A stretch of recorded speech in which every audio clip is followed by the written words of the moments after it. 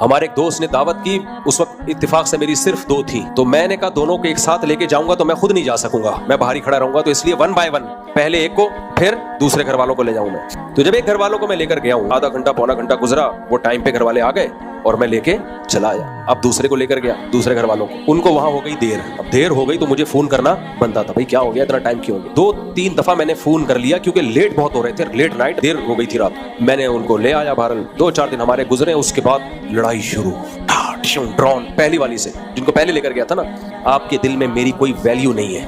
کیوں ویلیو نہیں ہے؟ میں گھر کا کرایہ دے رہا ہوں, بچوں کی فیسیں دے رہا ہوں, ٹائم دے رہا ہوں, اور ویلیو کسے کہتے ہیں نا.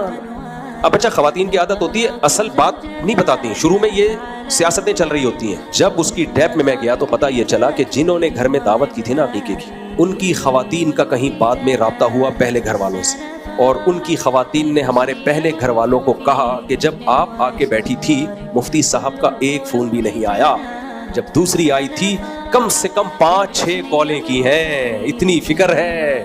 میں نے کہا میرا پروگرام اڑ گیا.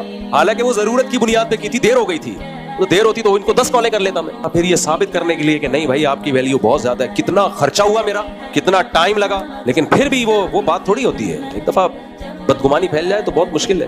مجھے خیال ہوا ہے جن کے گھر گئے تھے ان کو کیا ضرورت تھی بتانے کی کہ اتنی کالیں اور اتنی کالیں اور ایسا ہوا, کیا ضرورت تھی یار.